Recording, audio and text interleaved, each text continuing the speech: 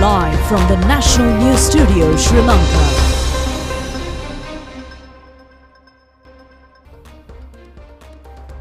Good evening. Welcome to the National News broadcast, brought to you live from the National News Studios here at the Sri Lanka Rupavahini Corporation. I am Dishan Virakon, together with Sharon Mascarenhas. A heated environment in Parliament today as well due to the crisis situation. Inquiries in Parliament regarding the person who got into the vehicle of the JVP leader. The people expressed their appreciation over provision of relief on chemical fertilizer. The state of emergency has been withdrawn.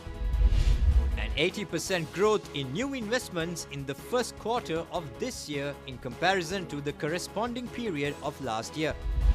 A significant decline in the number of daily COVID-19 infections and COVID-related deaths in Sri Lanka. The Russian army is preparing to launch attacks in eastern Ukraine. On to the main story for today for you. A two-day parliamentary debate on the current situation has commenced today.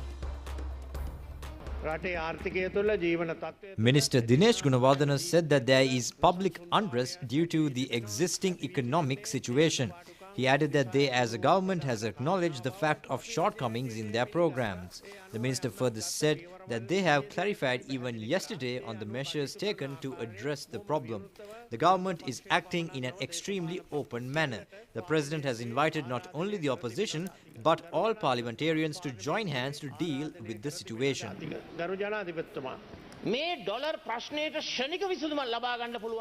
Leader of the opposition Sajith Premadasa said that solutions could be found to the dollar problem. He added that it has been mentioned in the Pandora Papers on how dollars had been robbed.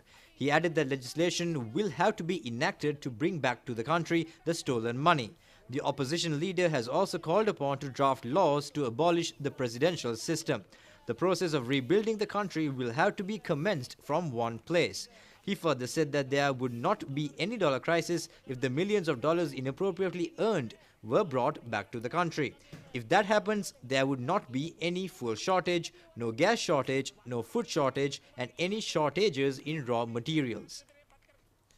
Minister Johnston Fernando said that he has to remind the chief opposition whip Lakshman Kiryalla that 6.9 million voters have voted for the president. Therefore, the president will not resign under any circumstance and that they will face the problem.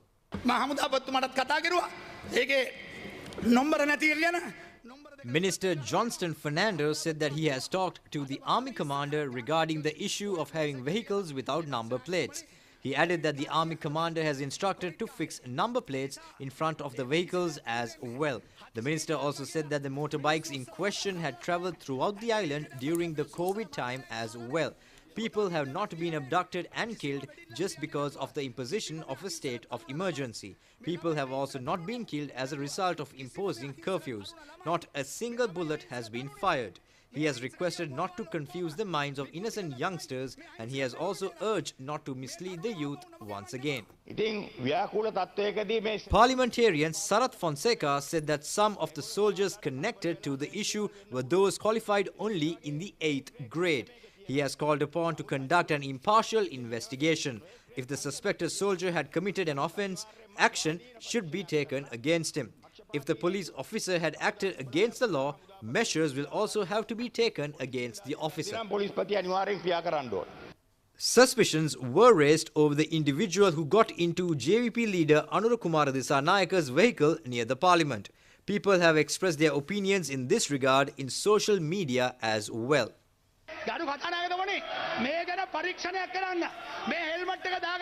Minister Johnston Fernando said that an inquiry will have to be conducted definitely as to how the helmeted person got into the double cab.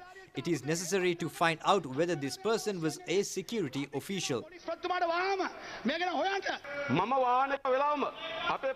Parliamentarian Anurukumara Dissanayaka said that some of his party comrades always accompany him for his safety whenever he travels in a vehicle. He added that one of the persons travelling in a motorcycle had got into his vehicle. The parliamentarian inquired as to what was wrong with such an act. He also said that we should be more careful today as people are being shot to death on the streets.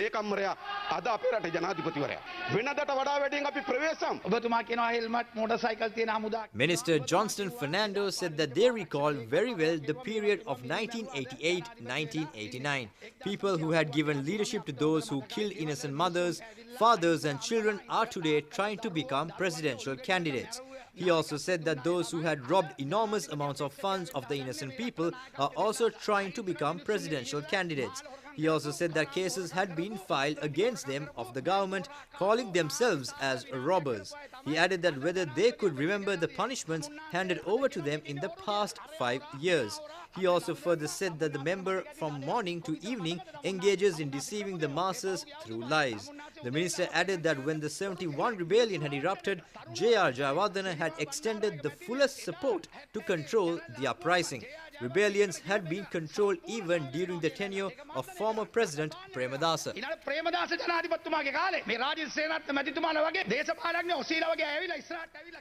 Parliamentarian Harshana Rajakaruna said that when they walk in the streets, they see posters stating "Gota, go home." It is the responsibility of the President to resolve the issue by stating his position in Parliament. Minister Bandula Gunawardena said that when posters were pasted throughout the country seeking the death of JR, there were questions as to how many people were shot to death by JR. He has also inquired if anybody was aware of the thousands of people killed during the regime of Premadasa. He also said that they are listening to the cries of the people. He added that if any party is able to show democratically the ability to secure the 113 votes, they are willing to hand over the power to such a party so they could provide electricity, water and other facilities to the people from tomorrow. Parliamentarian Dayasiri Jayasekara said that answers could not be found to the problem through the utterances of Gota go home and Rajapaksha go home. He added that they all must gear up to find solutions to the problems of the people. He has called upon to build an economic plan for the next 6 months. There should be a country to engage in politics. He has recalled on the plight of the recently held all-party conference. The main opposition did not attend the conference. This shows their ulterior motives. They do not want to save the country from destruction.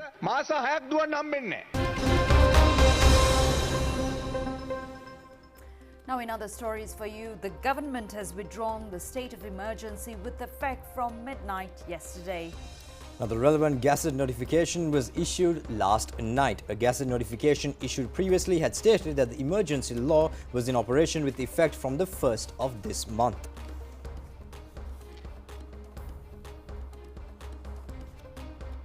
In other stories, the third school term of the year 2021 ends today. The Minister of Education informs that the 2022 school year begins on the 18th of this month.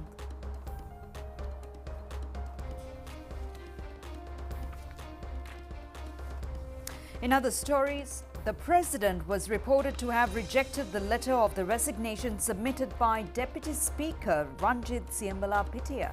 Now, the President has disclosed this fact at a discussion with the Sri Lanka Freedom Party at the President's office in Fort last evening. Parliamentarians representing the Sri Lanka Freedom Party have decided to leave the government and to function as an independent MPs. They have also decided to resign from all portfolios. The President further said that Ranjit Siambalapitiya's letter has been rejected as Parliament democracy will have to be carried forward in a secured manner. Siambalapitiya has agreed to continue functioning in the post of Deputy Speaker with the consent of the SLFP parliamentary group. President of the SLFP, former President Maithripala Sirisena and all MPs of the party representing the Parliament were present at the meeting. Now, protest campaigns have been organised in many areas in the island yesterday as well as today. Kandy business community has organised a protest in the middle of the city. Businessmen as well as residents took part in the event.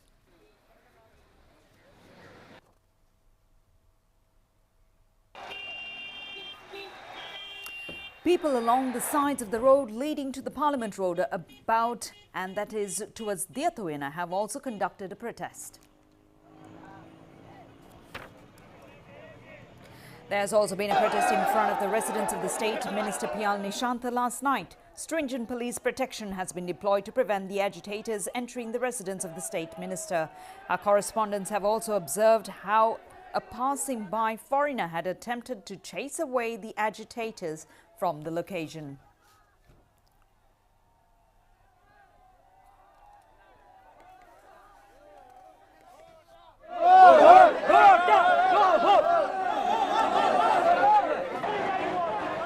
People who have reached the Ambalangoda town were seen engaging in an agitation by lighting flames. Their actions have led to the closure of the Galle-Colombo road.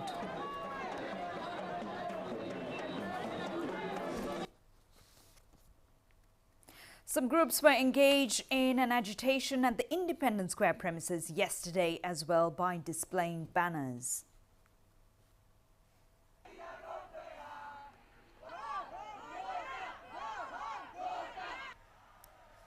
A collective of employees of the Sri Lanka Rupavahini Corporation, Sri Lanka Broadcasting Corporation, National Film Corporation and the Department of Irrigation has also conducted a protest this afternoon.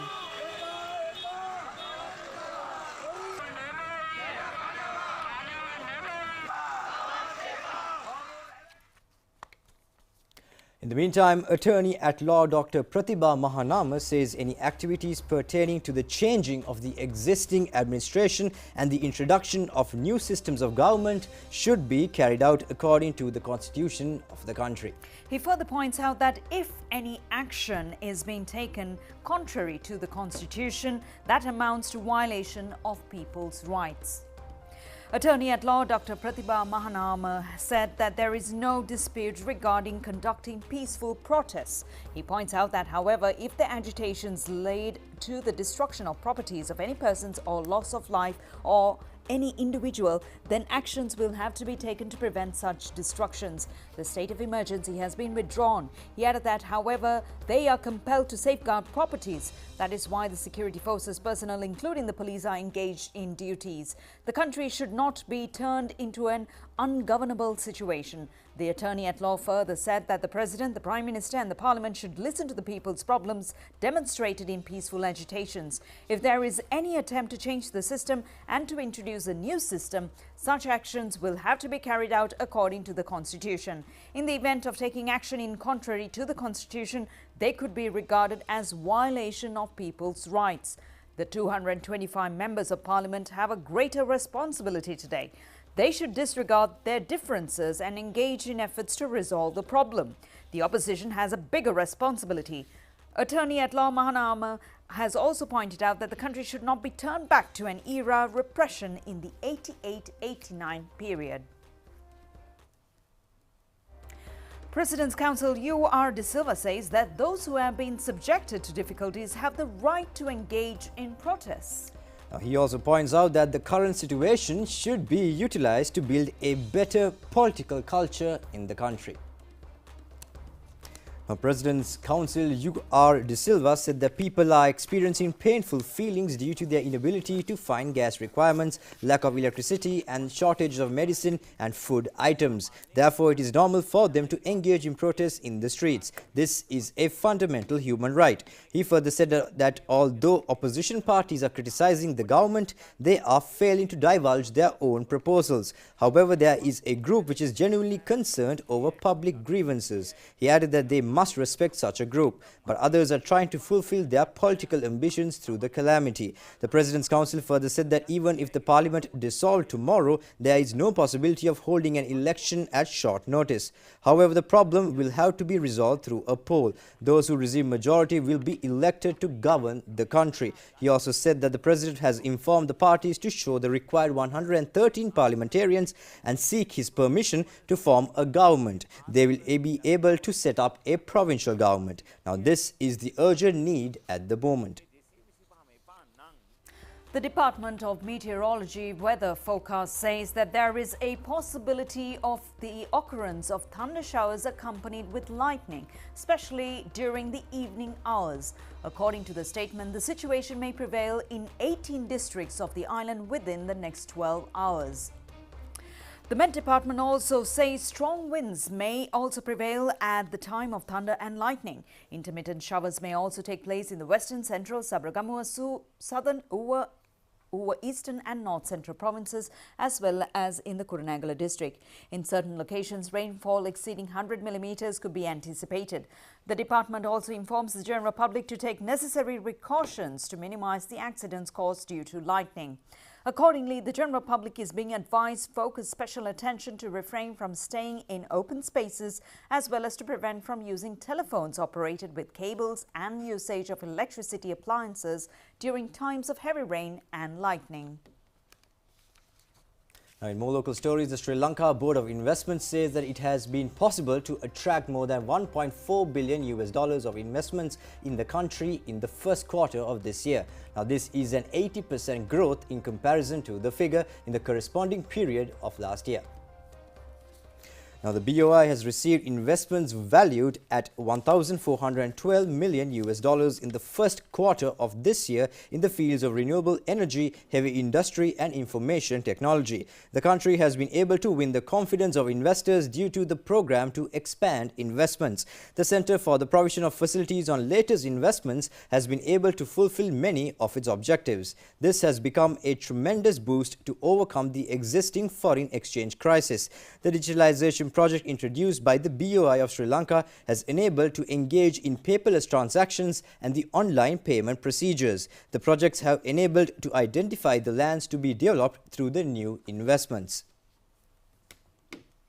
Health sources say that the number of daily corona infections and COVID-related deaths are decreasing rapidly as a result of the success of the Sri Lanka inoculation program. Less than 150 COVID-19 patients have been detected on a daily basis since the first of this month. Sri Lanka people have been subjected to a number of difficulties due to the COVID pandemic for a period of nearly 2 years. The pandemic has created a tremendous impact on the economic, political and social sectors of the country. Sri Lanka's first COVID patient was identified in March 2020. Since then, a rapid increase in the number of daily detections has been observed. In some instances, the daily casualties have surpassed 5,000. The COVID immunization program got underway on the 29th of January last year with the objective of speedily controlling the spread of the virus.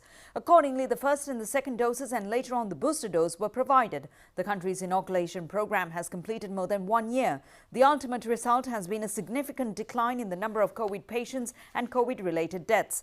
The Department of Government Information has confirmed that no COVID-related death was reported on the 4th of this month. There have been instances of COVID-related deaths passing the limit of 200 since August 2021. The health sector points out that all citizens must act according to health guidelines to further minimize the spread of the disease.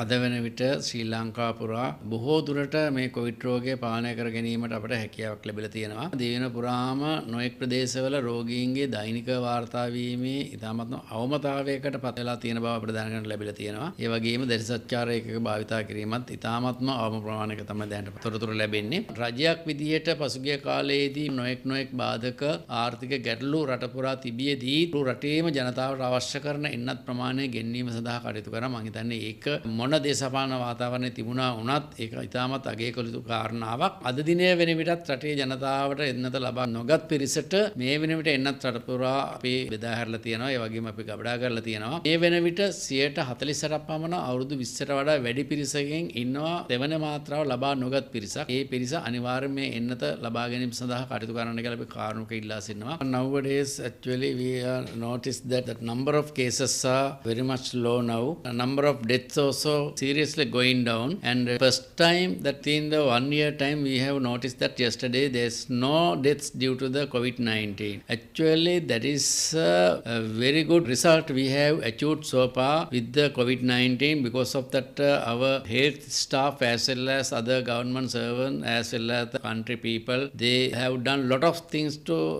prevent this disease, and they have compromised their day-to-day activities, so that somehow, long as that we have come to the very good point of control this disease in Sri Lanka. So that I think in future also we can maintain this level if our people behave as what they have behaved in the past, so that we can minimize some more deaths as well as the number of cases. Even hospital these days, that a number of people are getting treatment, inward patients are very less, and the same time day-to-day testing also very less, and number of positive patients also very less. ICU patients are also very less. Usage of oxygen also very low level. Therefore, we believe that if the people are adhering to the health advisors, as well as the people are adhering to get the COVID-19 vaccination, that means especially the booster dose, some more we can control the disease. Now, in other stories, Chinese authorities have extended their lockdown of Shanghai to cover all its 25 million people after a fresh surge in COVID cases. Initially, there had been separate measures for the eastern and the western sides, but the whole city is now subject to indefinite restrictions. Shanghai is the largest single city to be locked down to date. The important financial hub has battled a new wave of coronavirus infections for more than a month. Reported cases have risen to more than 13,000 a day, although the numbers are not high by some international standards. Residents in some areas of the city said that strict policy meant no one was allowed to leave their housing compounds, not even to collect essential provisions. There are currently 494.1 million cases of coronavirus worldwide, with the reported deaths amounting to 6.18 million. There are 429.7 million cases of recovery in the midst of the pandemic.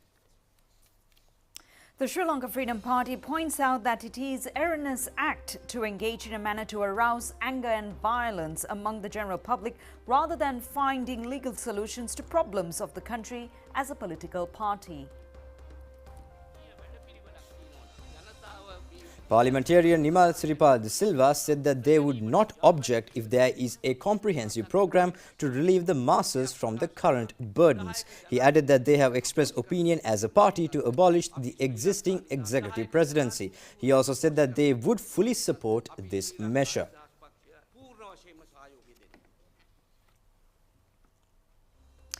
Farmers in Hataraskotu in Madragiriya and Galloya are reaping a successful harvest from guava cultivation that's taking place these days. A special feature has been that only organic fertilizer has been used in their farming. Members of the Civil Task Force camp in Madragiriya zone were in charge of cultivation. They say a kilogram of fruit is being sold between 150 and 200 rupees. Reaping of harvest in the farm of Metiuluwa and Paduka in the Colombo district, where cultivations have been carried out for the first time according to the Sojan system commenced. The work has got underway 4 months ago with 50% of the financial assistance from the State Ministry of Agriculture. The Sojan system has been introduced in a 1-acre marshland where paddy cultivation has been abandoned for a period of around 30 years. Many types of vegetables cultivated according to the system using organic fertilizer have yielded successful results.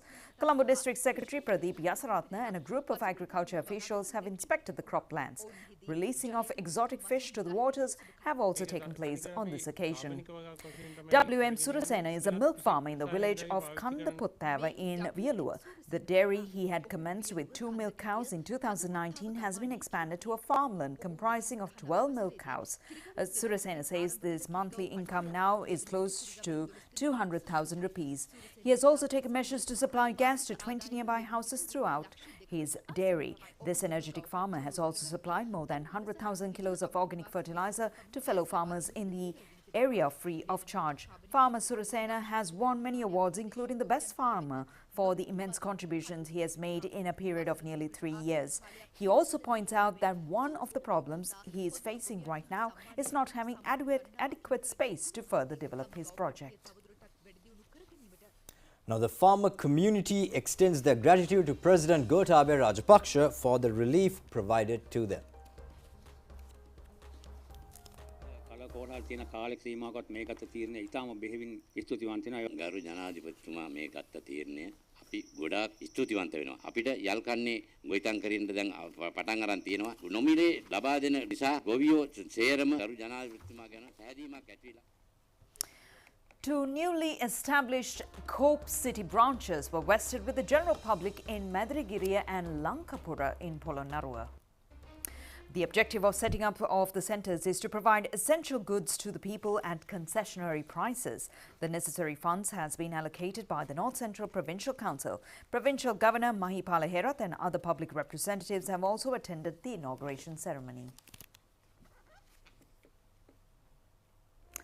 The Sundara Nuvareliya Salalini Vasantaya program includes more features this year.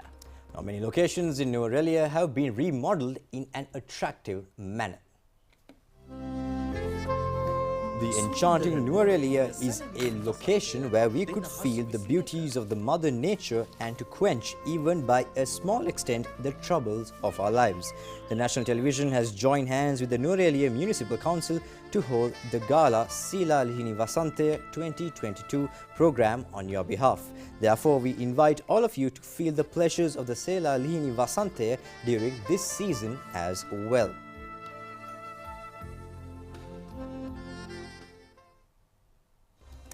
With that, we take a short break. Stay tuned for foreign news coming up on the other side.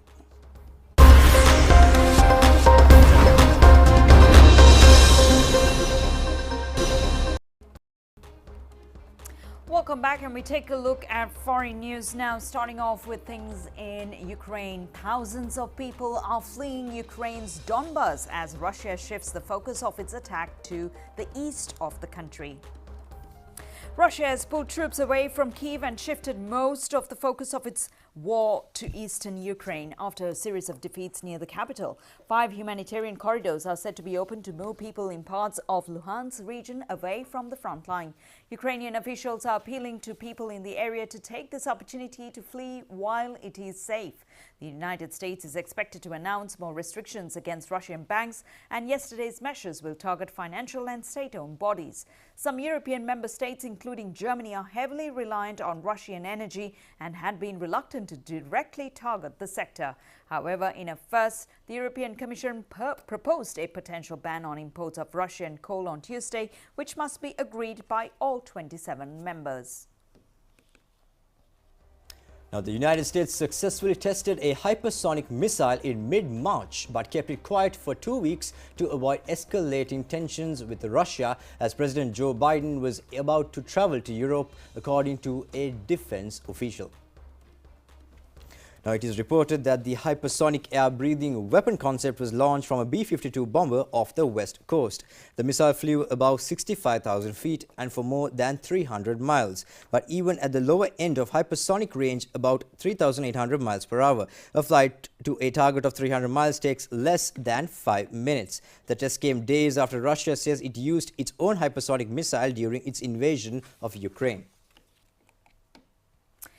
Italy, Denmark and Sweden have decided to expel a combined total of 48 Russian diplomats, becoming the latest EU countries to resort to measure in an ongoing diplomatic crisis and Moscow's offensive in Ukraine. Foreign ministers from the 3 countries informed the Russian ambassadors to their decision yesterday. Denmark will expel 15 Russian diplomats as a part of the move. Foreign Minister has announced that those affected have 2 weeks to leave the country. According to the Danish Foreign Ministry, these individuals were working at the Russian embassy in Copenhagen and using their diplomatic status as a cover for collecting intelligence for Moscow.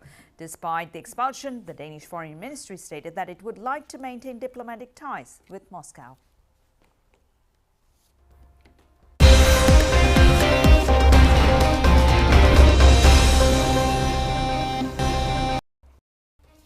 Welcome back. Now we at Sports Stories. For tonight, the National Sports Council, under the chairmanship of Mahela Jayawardena, has decided to withdraw from its commitments. Now, the decision has been taken following a discussion among members of the council.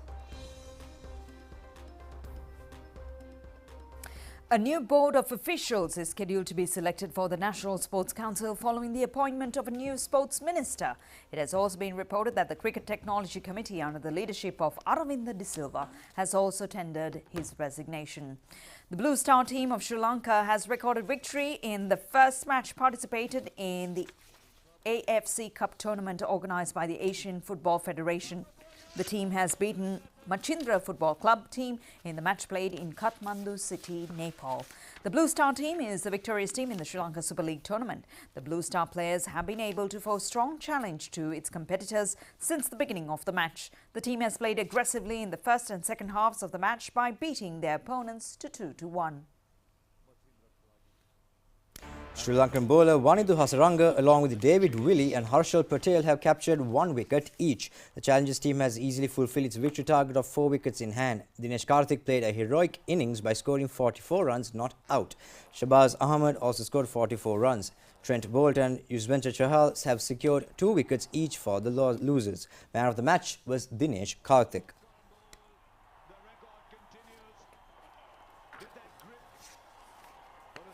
The ball is dry, it's going to be... Oh, it's finished in... Down the ground and... Goes short and gets punished. And they pick up the points. Feels a lot less painful. The Richmond College girl has been successful in gaining eligibility to enter the finals of a group of an under-19 one-day cricket tournament organised by the Sri Lanka School Cricket Association. In the semi-finals, they beat the Mahanama College team of Colombo, played at the Royal College grounds in Colombo. Accordingly, the Richmond College will compete with St. Joseph's College, Colombo in the finals. Well, that's a wrap of tonight's primetime news bulletin here at the Sri Lanka Rupavahini Corporation. And until we meet again next time, do take care, stay safe and good night.